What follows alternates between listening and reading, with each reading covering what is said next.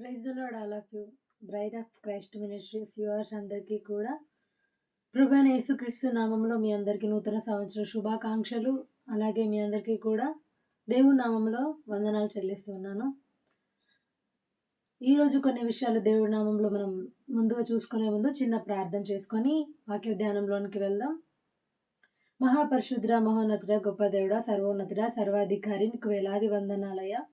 తిరిగి ప్రభా ఇదిగో తండ్రి మమ్మల్ని అందరినీ కూడా నీ నామంలో సజీవ లెక్కల్లో ఉంచి మేము కలుసుకునే భాగ్యం ఇచ్చిన వాడా నీకు స్తోత్రాలు చెల్లిస్తూ వస్తున్నాం. ప్రభా ఇదిగో తండ్రి మాతో మీరు ఏమైతే మాట్లాడదలుచుకున్నారో ఆ మాటలన్నీ ప్రభా ఇదిగో తండ్రి నన్ను మరుగుపరిచి నా నోటిని బూరగా మీరే వాడుకొని ప్రభా మీ మాటలు తేట తెల్లంగా ప్రభా ఇదిగో తండ్రి అయ్యా మాకు తెలియపరిచి అవి మా వెనుకిడిలో ఫలించలాగిన మీరే మాకు సహాయము దయచేయమని యేసు పేరిట చిన్న ప్రార్థన అడిగి సమర్పిస్తున్నాం తండ్రి, ఆమేన్. ముందుగా మనం వాక్య ధ్యానంలోకి వెళ్ళినట్టయితే మత్తయి సువార్త 3వ అధ్యాయం మనం 7వ వచనం చూసినట్లయితే చివరి భాగంలో సర్ప సంతానమా రాబో ఉగ్రతను తప్పించుకున్నట్టుకు మీకు బుద్ధి చెప్పిన వాడెవడు, మారు మనస్సుకు తగిన ఫలము ఫలించుడి. ఇక్కడ మనం చూసినట్లయితే మారు మనస్సుకు తగిన ఫలము ఫలించుడి అని చెప్పారు. అదే రీతిగా మారు మనసు అంటే ఏంటనంటే ముందుగా దేవుడు మనల్ని మూర్ఖులకు ఈ తరము వారికి ఈ లోకానికి లేదా ఈ యొక్క ఏదైతే ఆచారాలు పట్టింపులు వీటన్నిటికీ కూడా దేవుడు మనల్ని వేరుపరిచి మనకి రక్షణ అనేది అనుగ్రహించారు. మనం చూసినట్లయితే యెషయా గ్రంథం 1వ అధ్యాయం 16-17 వచనాల్లో మళ్ళా ఇది ఇక్కడే ఉంచండి, మళ్ళీ మనం ఇక్కడికి వద్దాము. యెషయా 1వ అధ్యాయం 16-17 వచనాల్లో చూసినట్లయితే మిమ్మును కడుగుకొనుడి, శుద్ధి చేసుకొనుడి, మీ దుష్క్రియలు నాకు కనబడకుండా వాటిని తొలగింపుడి, కీడు చేయుట మానుడి, మేలు చేయ నేర్చుకొనుడి, న్యాయము జాగ్రత్తగా విచారించుడి, హింసించబడు వారిని విడిపించుడి, తండ్రి లేని వానికి న్యాయము తీర్చుడి, విధవరాలి పక్షముగా వాదించుడి అని యెహోవా సెలవిస్తున్నాడు. అయితే ఇవన్నీ ఏం చేయాలి అని అంటే మనము మారు మనసు పొందితే కీడు చేయడం మానేస్తాం, మేలు చేయడం నేర్చుకుంటాం. అయితే విధవరాండ్రకి న్యాయం చేస్తాం, లేదా ఆకలి కొన్న వారికి ఆకలి, చాలా మంచి క్రియలు నీతి క్రియలు మనం జరిగిస్తూ ఉంటాం. అదే రీతిగా రోమిలికి రాసిన పత్రిక 2వ అధ్యాయం 4-5 వచనాలు మనం చూసినట్లయితే రోమిలికి రాసిన పత్రిక 2వ అధ్యాయం 4-5 వచనాలు మనం అక్కడ చూసుకున్నట్లయితే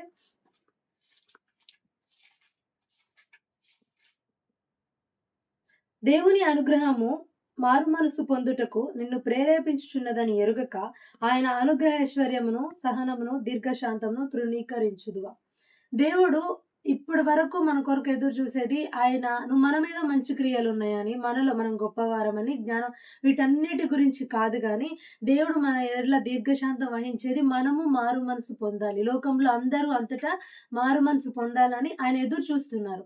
ఆ మారు మనసు పొందడం అనేది దేవుడు ఎందుకు చెప్తున్నాడు అనంటే మనం మంచి క్రియలు ఫలిస్తే ఆయనకది మహిమ. చూడండి అక్కడ మీరు చదివినట్టయితే మీ కాఠిన్యమును మార్పు పొందని మీ హృదయమును అనుసరించి ఉగ్రత దినమందు అనగా దేవుని న్యాయమైన తీర్పు బయలుపరచబడు దినమందు నీకు నీవే ఉగ్రతను సమకూర్చుకొనుచును. ఆ ఉగ్రతలో నువ్వు ఉండకూడదని, నేను ఉండకూడదని దేవుడు మనల్ని ప్రేరేపిస్తున్నాడు మారు మనసు పొందాలని. కానీ మారు మనసు పొందిన అనేకులు మారు మనసుకు తగిన ఫలము లేకుండా ఇంకా కూడా లోకానుసారంగా మనము ప్రవర్తిస్తా ఉన్నాం. చూడండి కొరింథీయులకు రాసిన 2వ పత్రిక 7వ అధ్యాయం 10వ వచనంలో, కొరింథీయులకు రాసిన 2వ పత్రిక 7వ అధ్యాయం 10వ వచనం మనం చూసుకున్నట్లయితే దైవ చిత్తానుసారమైన దుఃఖము రక్షణార్థమైన మారు మనసు కలుగజేయను. ఈ మారు మనసు దుఃఖమును పుట్టించదు, అయితే లోక సంబంధమైన దుఃఖము మరణమును కలుగజేయును. మారు మనసు ఎలా కలుగుతుందంటే దైవ చిత్తానుసారమైన దుఃఖము. అప్పుడు ఆ దుఃఖము రక్షణార్థమైన మారు మనసు కలుగజేస్తుంది. నేను ఎందుకు ఇలా ఉన్నాను, నేను ఇంకా ఇక్కడ ఎలా ఉన్నాను, చాలా నీకు నీవే గత కాలపు వాటికి ఇప్పటి వాటికి, లేదా దేవుడి నమ్ముకున్నలో వచ్చిన కొత్తలో ఎట్లున్నావో ఇప్పుడు ఎలా ఉన్నావు, ప్రతిదానికి నిన్ను నువ్వు విమర్శించుకోవడం, లేదా కొన్నిసార్లు మనకి మనమే క్వశ్చన్ చేసుకోవడం, అప్పుడు ఇలా లేను కదా, అప్పుడు నేను ఇంకా ఇలా ఉన్నాను కదా. ఇలాంటి దుఃఖము దేవుడి దగ్గరికి నిన్ను లోతుగా నడిపిస్తది. అదే లోకానుసారమైనవి ఆ దుఃఖాలు నిన్ను మరణానికి అప్పజెప్తాయి. అందుకనే కదా చాలా మంది యవ్వనస్తులు మధ్యలోనే సూసైడ్ చేసుకొని చనిపోతారు. ఎందుకు? వారికి ఈ లోకానుసారమైన దుఃఖమే, ఈ లోకానుసారమైన బాధలే, వాటిని గురించిన ఆలోచనను పెట్టుకొని వారు మధ్యలోనే మరణిస్తా ఉన్నారు. కానీ దేవుడు అనుసారంగా, దైవానుసారంగా మనము బాధపడిన దుఃఖము, ఆ క్వెషనింగ్, ఆ విమర్శన ఇదంతా కూడా నీకు మంచి మారు మనసుని కలుగజేస్తది. దేవుడి యొక్క రక్షణలోనికి మనల్ని నడిపిస్తది. అదే రీతిగా మనం చూసినట్టయితే ఎఫెసీయులకు రాసిన పత్రిక 4 అధ్యాయం 17వ వచనంలో, కాబట్టి అన్యజనులు నడుచుకొనున్నట్లు మీరిక మీదట నడుచుకొనవలెదని ప్రభువునందు సాక్ష్యమిచ్చుచున్నాను. వారైతే అంధకారమైన మనసు గలవారై తమ హృదయ కాఠిన్యము వలన తమలోనున్న అజ్ఞానము చేత దేవుని వలన కలుగు జీవములో నుండి వేరుపరచబడిన వారై తమ మనసులకు కలిగిన వ్యర్థత అనుసరించి నడుచుకొనుచున్నారు. వారు సిగ్గులేని వారై ఉండి నానా విధమైన అపవిత్రతను అత్యాశతో జరిగించుటకు తమను తామే కాముకత్వమునకు అప్పగించుకునేది. అయితే మీరు యేసుని గూర్చి విని ఆయన యందలి సత్యము ఉన్నది ఉన్నట్టుగానే ఆయన యందు ఉపదేశింపబడిన వారైన ఎడల మీరలాగు క్రీస్తును నేర్చుకున్నవారు కారు. కావున మునుపటి ప్రవర్తన విషయంలోనైతే మోసకరమైన దురాశ వలన చెడిపోవు మీ ప్రాచీన స్వభావమును వదులుకొని మీ చిత్తవృత్తి యందు నూతన పరచబడిన వారై నీతియు యథార్థమైన భక్తియు గలవారై దేవుని పోలికగా సృష్టింపబడిన నవీన స్వభావాన్ని ధరించుకోవాలి. దేవుడు ఇక్కడ ఏం చెప్తున్నాడు? మారు మనసు అంటే దానికి తగిన అర్థం. ఎఫెసీయులకు రాసిన పత్రిక 4 అధ్యాయం 17వ వచనం నుంచి మనం 24 వచనాల వరకు చదివితే పాత విధమైన లోకానుసారమైన ఆ వ్యర్థాలన్నీ నువ్వు వదులుకొని క్రీస్తును పోలి సత్యములో ఉన్నది ఉన్నట్టుగా నువ్వు నేర్చుకున్నది, చదివినది, తెలుసుకున్నది ఉన్నది ఉన్నట్టుగా నువ్వు గైకొంటే, నడుచుకుంటే అది దేవుని పోలికగా నువ్వు సృష్టించబడిన వాడవై నవీన స్వభావాన్ని అంటే నూతన స్వభావాన్ని ధరించుకుంటావు. మారు మనసు అంటే ఏంటి? తెలియకుండానే ఏదో బాప్తిజం తీసుకోవాలనే ప్రేరేపణ కలిగిందండి, అందుకే నేను నీళ్ళలో నుంచి మునిగి లేచానండి కాదు. దేవుడు నిజమైన రక్షకుడని, ఆయన నీ కొరకు ప్రాణం పెట్టాడని నీకు నువ్వు నీ పాత జీవితం ఏదైతే కాముకత్వానికి ఇక్కడైతే ఎట్లాగ అప్పచెప్పుకున్నారో, లేదా అత్యాశతో అపవిత్రత జరిగించడానికి ఎలా అయితే ఇక్కడ చూపుతున్నారో అవన్నీ కూడా నువ్వు మునుపటిలో ఏదైతే నీ జీవితం ఉందో, రోత జీవితం, పాత జీవితం, దాన్నంతా నువ్వు వదులుకోవాలి. వదులుకొని దాన్ని పాతిపెట్టి నీవు నూతనంగా నవీన స్వభావంగా క్రీస్తును పోలిన ఆయన అడుగు జాడలు నడుచుకుంటూ ఆయన వల్లే నువ్వు ఆయన పోలికలోకి మారాలి. అది మారు మనస్సు.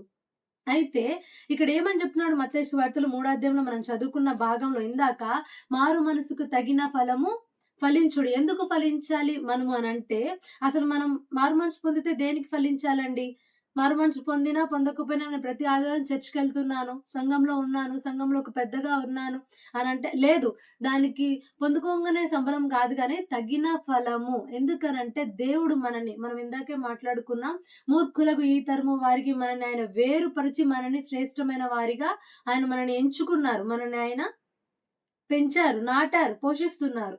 వాటన్నిటికీ చూడండి, మనం ఇక్కడ చూసినట్టయితే కీర్తనలు 80వ కీర్తన 8వ వచనంలో, 80వ కీర్తన 8వ వచనం మనం చూసుకున్నట్లయితే, నీవు ఐగుప్తులో నుండి ఒక ద్రాక్షావళిని తెచ్చితివి, అన్యజనులను వెళ్ళగొట్టి దాన్ని నాటితివి, దానికి తగిన స్థలము సిద్ధపరిచితివి, దాని వేరు లోతుగా పారి అది దేశమందంతటా వ్యాపించను.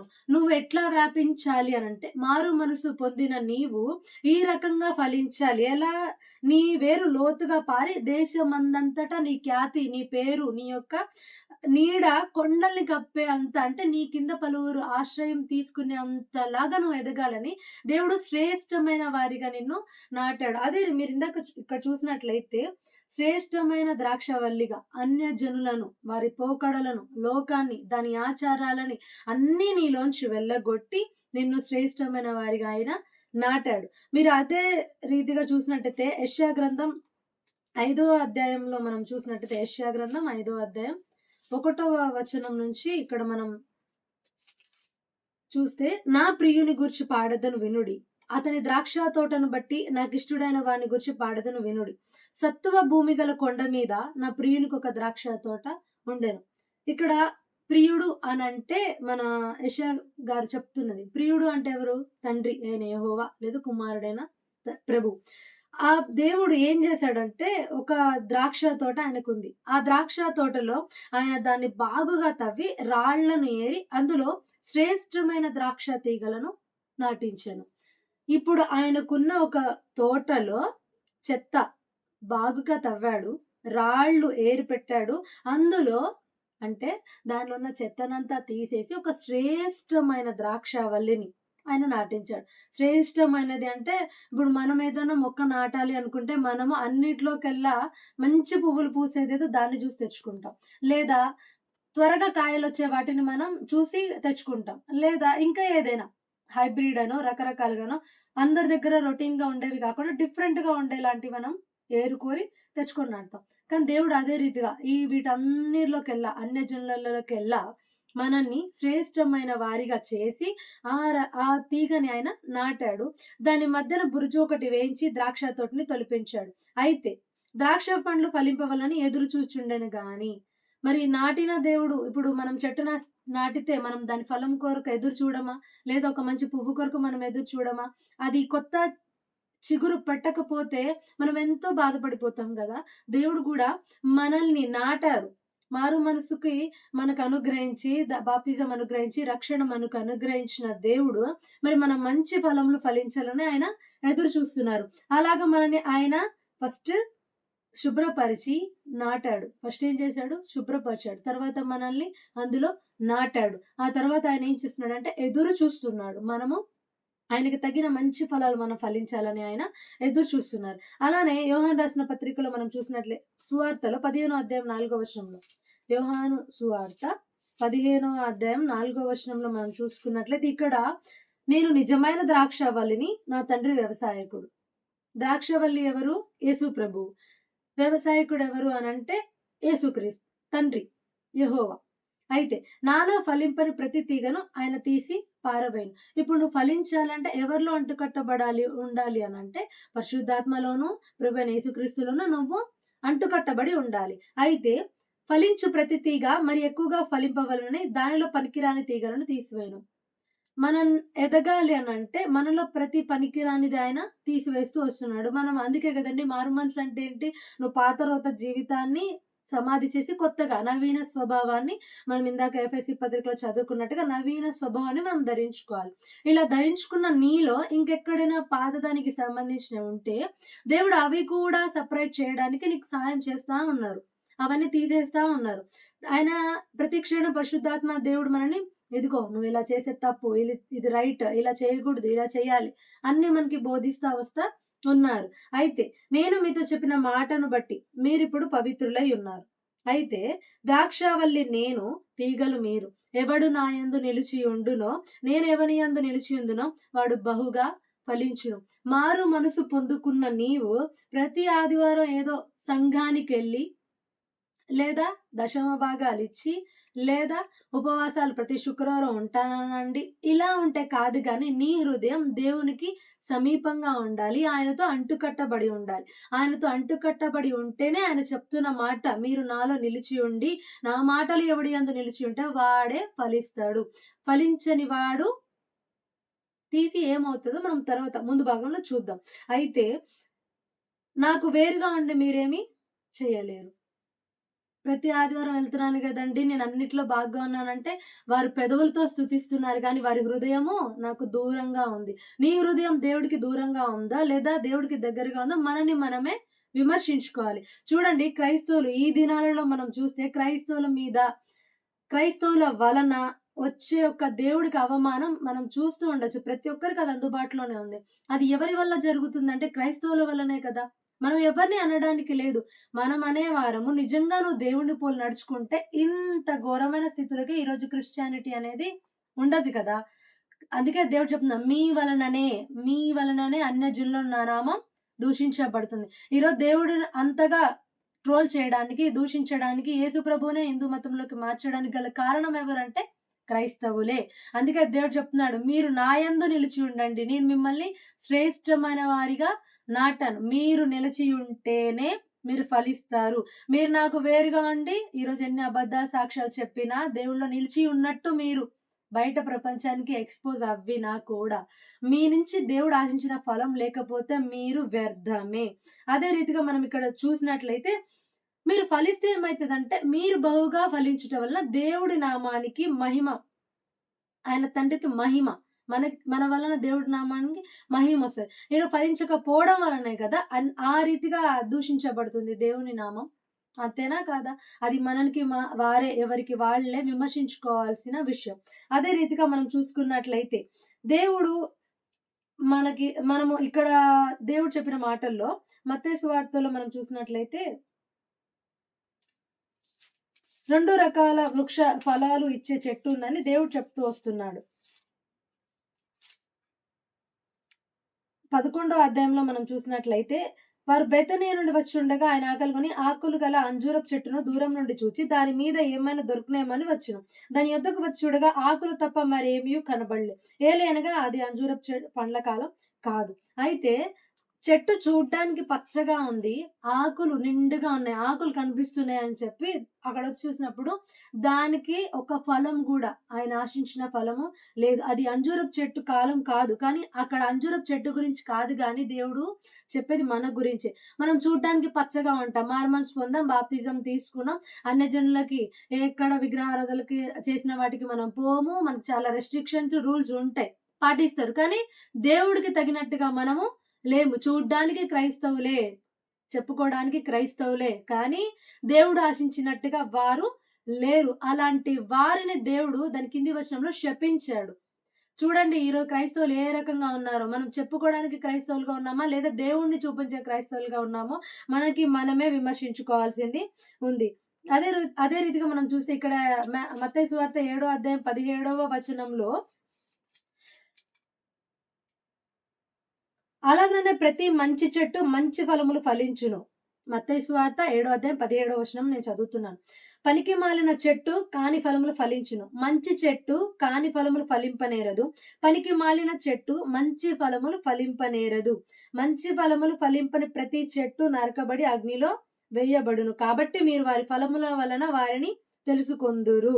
అయితే మనం ఎలాంటి ఫలములు ఫలిస్తున్నామో దానిని బట్టే మనం అగ్నిలో వేయబడతామా, ఎక్కడుంటామనేది మనది మనమే తెలుసుకోవచ్చు.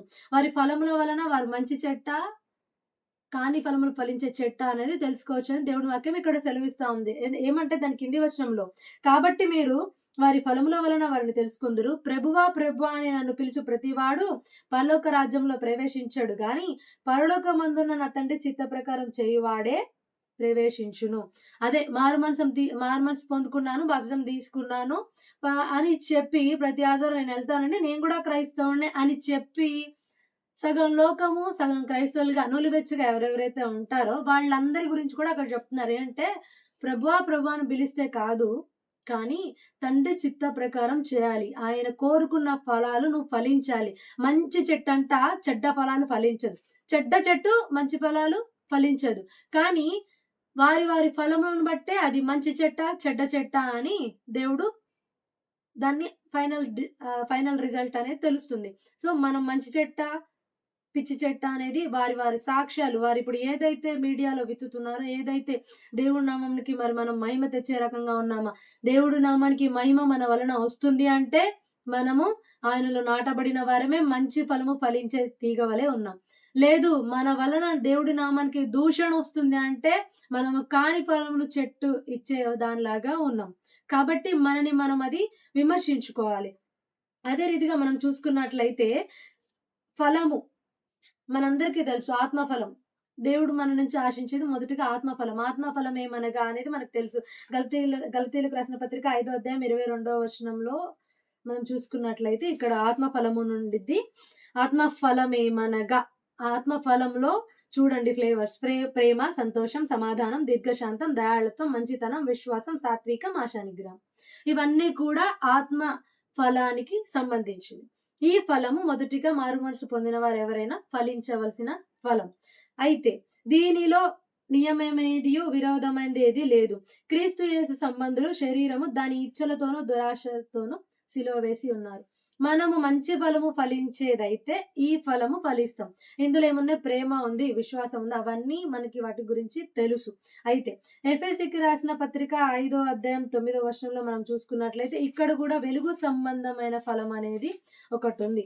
వెలుగు సంబంధమైన ఫలము ఫలించే వారంగా సమస్త విధములైన మంచితనము, నీతి, సత్యమని వాటిలో కనబడుచున్నది. వెలుగు ఫలము మారు మనసు పొందిన వాడు చీకట్లో ఉండడు కాబట్టి వాడు వెలుగు సంబంధి కాబట్టి ఆ వెలుగు సంబంధి అయిన వాడు వెలుగు ఫలము సమస్త విధములైన మంచి తనము నీతి సత్యమును వాటిలో కనబడతాం. ప్రియమైన క్రైస్తవులారా, క్రైస్తవ జనాంగమా, దైవ జనాంగమా, దేవుడి స్వరక్తంతో కనబడిన వారలారా, ఈరోజు మనము మంచి ఫలము ఫలించే వారిలా ఉన్నామా, చెడ్డ ఫలాలు ఫలించే వారిలాగా ఉన్నామా అనేది ఎవరికి వారు విమర్శించుకోవాల్సిన విషయము. అయితే మన నుంచి దేవుడు ఆశించింది మంచి ఫలము ఫలించాలి అని. హోషేయ గ్రంథం 10వ అధ్యాయం 1వ వచనంలో మనం చూస్తే హోషేయ 10:1లో మనం చూసుకున్నట్లయితే ఇశ్రాయేలు విస్తారంగా వ్యాపించిన ద్రాక్ష చెట్టుతో సమానం. వారు ఫలము ఫలించిన కొలది వారు బలిపీఠంలో మరి విశేషంగా చేయుచు వచ్చింది. తమ భూమి ఫలవంతమైన కొలది వారు తమ దేవతా స్తంభమును మరి విశేషముగా చేసిరి. వారి మనస్సు కపటమైనది గనుక వారు త్వరలోనే తమ అపరాధములకు శిక్ష నొందుదురు. యెహోవా వారి బలిపీఠంలో తుత్తునీలుగా చేయును. వారు ప్రతిష్ఠించిన దేవతా స్తంభములను ఆయన పాడు చేయను. ఈ ఇక్కడ చెప్పబడిన ఫలభరితమైన క్రైస్తవులు ఎవరంటే, ఈ క్రైస్తవులు ఫలం ఎక్కువయ్యి ఆ ఫలవంతమైన దానిని తీసుకెళ్లి విగ్రహారాధనలాగా చేస్తున్నారు. దేవతా స్తంభములు లేదా అనేకమైన చెత్త వాటిని ఆశ్రయించడం, చెత్త వాటికి దేవుణ్ణి ఈరోజు ట్రోల్స్ అదే కదండీ. మనము ఎలా ఉన్నామో దేవుడు మనల్ని సెపరేట్ చేశాడు. మనల్ని వేరుపరిచాడు. ఆయన చెప్పారు, ఈ లోకానికి దూరంగా ఉండండి. లోక ఆచారాలు, పట్టింపులు, వ్యవహారాలు ఇవేవి మనకు అంటకూడదు అని. కానీ ఈరోజు క్రైస్తవత్వాన్ని తీసుకెళ్ళి ఆ రంగులన్నీ కూడా మళ్ళీ క్రైస్తవత్వానికి పులిమి మళ్ళీ క్రైస్తవత్వాన్ని దానిలోనికి మారుస్తున్నారు. ఇదంతా లోకాచారాలు. ఇవన్నీ కూడా దేవుడు చెప్తున్నాడు, నిత్యముగా మీ క్రియల ఫలం మీకొస్తది. దేవుడు బలిపీఠాన్ని తుత్తునీలుగా చేస్తాడు. ప్రతిష్ఠితమైన వాటిని మీరు ఏదైతే ద ప్రతిష్ఠితం అని అనుకుంటున్నారో అవన్నీ కూడా దేవుడు వార్న్ చేస్తున్నాడు. ఇప్పటికైనా మిమ్మల్ని మీరు సరిదిద్దుకొని మంచి ఫలములు ఫలిస్తే మంచిది. యెషయా గ్రంథం 5వ అధ్యాయంలో ఆయన ఎదురు చూసిన ఫలము వారు ఫలించకపోతే ఏమైందో మనం చూద్దాము. ద్రాక్ష పండ్లు ఫలింపవలని ఎదురు చూచుండెను గాని అది కారు ద్రాక్షలు కాసెను. ఈ రోజు క్రైస్తవులు దేవుడు మన నుంచి మంచి ఫలం ఆశిస్తుంటే మనం ఏ ఫలం ఫలిస్తున్నాం? ఇక్కడైతే కారు ద్రాక్షలు కాసింది. అయితే ఈ కారు ద్రాక్షలు కాసిన ద్రాక్ష చెట్టు గురించి ఆయన న్యాయం కోరుతున్నాడు. నా ద్రాక్ష తోట విషయం నాకు న్యాయం తీర్చవలని మిమ్మల్ని వేడుకొనుచున్నాను. అది ద్రాక్ష పండ్లు కాయనని నేను కనిపెట్టినప్పుడు అది కారు ద్రాక్షలు కాయుటకు కారణమేమి? ఆలోచించుడి. నేను నా ద్రాక్ష తోటకు చేయబో కార్యమును మీకు తెలియజెప్పెదను. నేను అది మేసివేయబడినట్లు దాని కంచెను కొట్టివేసెదను. మీరు ఇప్పటి వరకు దేవుడు మనకు అనుగ్రహించిన కంచె, ఆయన మనకు అనుగ్రహించిన స్వాస్థ్యములు, మహిమ, ఫలం ఫలించే యొక్క అన్నీ కూడా ఆయన మనకిచ్చాడు. ఇప్పుడు మనం ఆయన ఆశించిన ఫలము ఫలించకుండా కారు ద్రాక్షలు కాసి ఆయన నామానికి ఎవరైతే అవమానం తెచ్చి క్రైస్తవత్వంలో దేవుడికి కారు ద్రాక్షలు కాసే చెట్టుగా ఎవరెవరైతే ఉన్నారో ఆయన మిమ్మల్ని కంచె తీసేస్తాడు మేసివేయేటట్లు. చెత్త అంటే లోకంలో ఉన్నవి మిమ్మల్ని మేసివేసేటట్లు ఇప్పటి వరకు మీ చుట్టూ ఏదైతే అండగా కంచె వేస్తాడో ఆ కంచెను ఆయన తీసేస్తా అని చెప్తున్నాడు. మీరు యోబు గ్రంథం 1వ అధ్యాయం చదివితే మీకు అక్కడ కంచె యొక్క అవసరత ఏందో తెలుస్తది. సాతాను వచ్చి అడిగినప్పుడు నువ్వు ఆయన చుట్టూ నేను ముట్టకుండా కంచె వేసి ఉన్నావని అంటాడు. మీరు కావాలంటే చదువుకోండి. యోబు గ్రంథం 1వ అధ్యాయంలోనే ఆ మాట ఉంటది. దేవుడు కంచె వేశాడు కాబట్టే అన్నీ మనం ఈరోజు ప్రశాంతంగా ఉన్నాం. అదే ఆ కంచె దేవుడు మన చుట్టూ ఉన్న తీసేస్తే మనన్నంట మేసివేయడమే కాదు, అది తొక్కబడినట్లు దాని గోడను పడగొట్టి దాన్ని పాడు చేస్తాడు. అంటే నిన్ను పాడు అయ్యేటట్టుగా దేవుడే ఆ కంచెని తొక్కబడేటట్టు దానికున్న గోడ ప్రాకారాలన్నీ కూడా ఆయన తీసివేస్తాడు. అది శుద్ధి చేయబడదు, పారతో తవ్వబడదు. ఇంకా దాని మీద వర్షం కూడా పడకూడదు, వారికి బ్లెస్సింగ్స్ కూడా ఉండకూడదు, వాళ్ళకి ఒక అభిషేకం ఉండదు, ఇంకా వాళ్ళు ఏది ఉండకూడదని మేఘములకి కూడా ఆయన ఆజ్ఞ ఇస్తాడు దాని మీద ఏం అవ్వకూడదని. ఆ ద్రాక్ష తోట దేవుడైతే మనమైతే మనం ఆయనకి ఇష్టమైన వనంగా ఉన్నాము. అయితే ఆయన మన కొరకు ఎదురు చూసినప్పుడు ఆయనకి ఇష్టం లేని ఫలములు ఫలించాము. అదే రీతిగా మనం చూసినట్లయితే మనల్ని ఆయన శ్రేష్టమైన వాటిగా నాటాడు అని చూడండి. మనం ఇర్మియా గ్రంథం 22:21లో కూడా ఆయన చెప్తున్న మాట అదే. ఇర్మియా గ్రంథం 2వ అధ్యాయం 20-21 వచనాల్లో శ్రేష్టమైన ద్రాక్షావల్లి వంటి దానిగా నేను నిన్ను నాటి తిని, కేవలం నిక్కమైన విత్తనము వలనే చెట్టు వంటి దానిగా నేను నిన్ను నాటి తిని, నాకు జాతిహీనపు ద్రాక్షావల్లి వలె నీవెట్లు భ్రష్ట సంతానమైతివి. దేవుడు ఇదే ప్రశ్న మన ఎదురుగా నిలబడి ఎవరికి వారంగా దేవుడు మనకి ప్రశ్నిస్తే నీ సమాధానం ఏంటి? నా సమాధానం ఏంటనేది మిమ్మల్ని మీరు విమర్శించుకోవాలి. దేవుడు చెప్తున్న మాట అదే. శ్రేష్టమైన దానిగా నేను నాటాను. నువ్వు కారు ద్రాక్షలిచ్చే భ్రష్టమైన దానికి ఎందుకు తయారయ్యావు అని దేవుడు అడుగుతున్నాడు. అయితే ఈ భ్రష్టత్వమైన దానిని ఆయన 1 సంవత్సరమా, 2 సంవత్సరాలు ఎదురు చూసాడు. మనకు తెలుసు కదా ఆ ఉపమానం. ఫలం ఫలించట్లేదని చెట్టు దగ్గరకొచ్చినప్పుడు, "ఈ చెట్టుని నరికేయండి, అగ్నిలో ఎయ్యండి" అన్నప్పుడు, "లేదు ప్రభా, 1 సంవత్సరం నాకు అవకాశం ఇయ్యి" అని తోటమాలి అడిగితే, 1 సంవత్సరం ఆయన ఇచ్చినప్పుడు దాని చుట్టూ తవ్వి, మళ్ళీ దానికి వాటర్ బెట్టి, దానికి ఎరువు వేసి, ఇంకొక సంవత్సరం చూసాడు.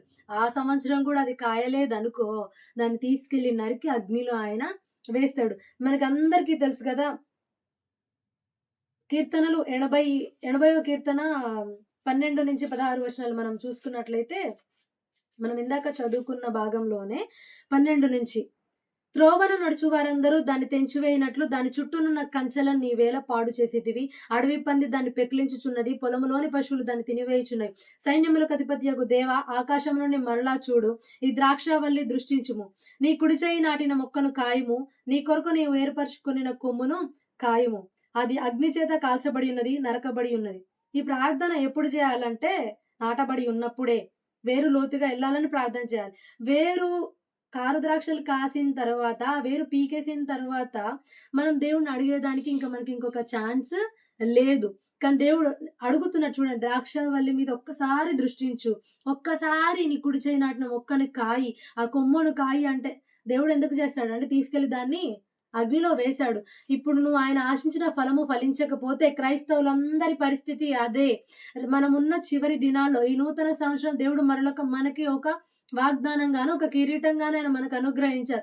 ఇప్పటికీ మీరు మారుమనసు పొందినట్టు నటించేవారైతే ఈ సంవత్సరం ఆ తీగలన్నీ కూడా అగ్నిలోకి పారవేయబడతాయి. దేవుడు చెప్తున్న మాట అదే. మీరిప్పటి వరకు ఎలా ఉన్నారో అది వదిలేయండి. ఇప్పటికైనా మీరు మారు మనసుకు తగిన ఫలము ఫలించకపోతే ఆ తీగలన్నీ మీరు చూడండి, మన యోహాను సువార్త 15వ అధ్యాయం 6వ వచనంలో మనం చూసుకున్నట్లయితే, మనం ఇందాక చదువుకున్న భాగంలో, ఎవడైనా నా యందు నిలిచి ఉండని ఎడల వాడు తీగ వలె బయట పారవేయబడి ఎండిపోవును. మనుషులు అట్టి వాటిని పోగు చేసి అగ్నిలో పారవేతురు, అవి కాలిపోవును. మరి దేవుడు చెప్తున్న మాట, మీరు ఇప్పటికీ అయినా కూడా ఫలించకపోతే, మారుమనసు పొంది దానికి తగిన ఫలం ఫలించకపోతే, ఆయన ఆశించిన ఫలం మీ దగ్గర లేకపోతే, ఆయన వాటిని వేరు చేసి అగ్నిలో పాడేస్తాడు. అవి కాలిపోవును. యెషయా గ్రంథం 25:10లో కూడా మనం చూసుకోవచ్చు. యెషయా గ్రంథం 25:10లో కూడా ఆయన మనల్ని, యెహోవా హస్తం ఈ పర్వతం మీద నిలుచును, పెంట కుప్పలో వరిగడ్డి తొక్కబడినట్లు మోయాబీలు తమ చోటన తొక్కబడుదురు. ఫలము ఫలించకపోతే మీరు తొక్కబడతారు. అవి తొక్కివేయబడినట్లు, అడవి పంది పెకిలించి వేయినట్లు, అవి వేర్లతో సహా దున్నబడినట్లు దేవుడు వాటికి పర్మిషన్ ఇస్తే గనక నువ్వు అగ్నిలో వేయబడతావు, త్వరలో కాలిపోతావు. కాబట్టి ప్రియమైన క్రైస్తవ జనాంగమా, మీరు ఇప్పటికైనా మారు మనసు పొందిన వారై దానికి తగిన ఫలము ఫలించకుండా కారు ద్రాక్షలు కాసిన ఎడల, దేవుడు అతి త్వరలో ఇంకొక సంవత్సరం అనేది మన జీవితంలో ఉండకుండా తీసుకెళ్ళి అగ్నిలో పడవేస్తారు. కాబట్టి ఇకనైనా ఈ సంవత్సరం అయినా కూడా మీరు ఫలించే ఫలము వలన దేవుడి నామానికి మహిమ వస్తుందా? లేదా దేవుడి నామానికి దూషణ వస్తుందా? మిమ్మల్ని మీరు పరిశీలించుకోనండి. కేవలం క్రైస్తవుల వలననే దేవుడి నామానికి దూషణ, అవమానం కలుగుతున్నాయి గనక ప్రియమైన క్రైస్తవ జనాంగమా, దేవుడు ఆశించిన ఫలం ఫలించడానికి ఈ సంవత్సరం మిమ్మల్ని మీరు దేవుడి దగ్గర అప్పజెప్పుకోండి. దేవుని దగ్గర మొరపెట్టుకోనండి. మనం ఈ వాక్య భాగ్యం దేవుడు మనతో మాట్లాడుతున్నాడు. మీరు శ్రేష్టమైన వారిగా ఉన్నారు. రెండవది, ఆయన మనల్ని నాటి శుభ్రపరిచి మనకి ఆయన వాక్యం అనే నీరుతో ప్రతిదినం అంటుకడతా ఉన్నారు. మూడోది, మీరు ఆయన ఆశించిన ఫలము ఫలించితే ఆత్మ ఫలం ఫలిస్తారు. రెండోది, వెలుగు ఫలం ఫలిస్తారు. మంచి, నీతి, సత్యం అనే వాటిలో ఉంటవి. లేదు మేము ఫలించము అని అనుకుంటే నీవు తిరిగి అగ్నిలో పడవేయబడతావు, కాలిపోబడతావు. నీ చుట్టూన్న కంచె తీసివేయబడతది. నీవు అడవి పంది నిన్ను తొక్కునట్లు, అన్యజనులు నిన్ను తొక్కునట్లు నీకు నీ అంతట నీవే ఉగ్రతకి పాలివారుగా అయిపోతావు. కాబట్టి ఇకనైనా మిమ్మల్ని మీరు సరిచేసుకొని దేవుడికి తగినట్టుగా ఆయన ఆశించిన ఫలము మీరు ఫలించినట్లుగా మిమ్మల్ని మీరు ఆయనతో అంటుకట్టుకొనడానికి మీ వేరు లోతుగా పారునట్లుగా మిమ్మల్ని మీరు ప్రతిదినము శుద్ధిపరచుకొనండి. దేవుడు ఈ చిన్న మాటలు మన వినికిడిలో ఫలింపజేయును గాక. చిన్న ప్రార్థన. మహాపరిశుద్ధుడా, మహోన్నతుడా, గొప్ప దేవుడా, నీకు వేలాది వందనాలు చెల్లించుకుంటూ వస్తున్నామయ్యా. ఇదిగో తండ్రి, మారు మనసుకు తగిన ఫలము ఫలించుడి అన్న మీ మాటలను బట్టి నీకు స్తోత్రాలు. ప్రభా, ఇదిగో తండ్రి, మేము ఏ రీతిగా ఫలించాలో, కారు ద్రాక్షలు కాసి నిన్ను అయ్యా ఇదిగో తండ్రి బాధ పెట్టే వారిగా మేముంటే మమ్మల్ని క్షమించండి. ఇకనైనా మమ్మల్ని మేము సరి చేసుకొని మీరు ఆశించిన మంచి ఫలము ఫలించే వారిగా, శ్రేష్టమైన వారిగా నీలో ప్రభా మేము అంటు కట్టబడి మా వేరు లోతుగా పారజేసి ప్రభా, ఇదిగో తండ్రి, మా కొమ్మలు పలువురికి ఆశ్రయంగా ఉండునట్లుగా ప్రభా మమ్మల్ని మీరు లేవనెత్తండి. అట్టి వారిగా ప్రభా ముందు మాకు బుద్ధి చెప్పి మమ్మల్ని నడిపించుమని అడుగుతూ వస్తున్నాం. ప్రభా, మా వలన నీకు మహిమ రావాలి తప్ప బాధాకరంగా మేము ఉండకుండానట్లు మమ్మల్ని క్షమించి మమ్మల్ని ప్రభా మీరు సిద్ధపరిచి, మమ్మల్ని స్థిరపరిచి, మమ్మల్ని శుభ్రపరిచి, శుద్ధిపరిచి ప్రభా నీలో మమ్మల్ని ఎదగజేయమని, ఈ వాక్యము మా వినికిడిలో ప్రభా ఫలింపజేయమని, అయా ఇదిగో తండ్రి మీరే మాకు సహాయము దయచేయమని ప్రభా మమ్మల్ని మీరే ఆశీర్వదించి మేము నీ నామానికి మహిమకరంగా ఉండినట్లు మమ్మల్ని మీరు దీవించమని యేసు పేరిట చిన్న ప్రార్థన అడిగి సమర్పిస్తున్నాం తండ్రి. ఆమేన్. Praise the lord.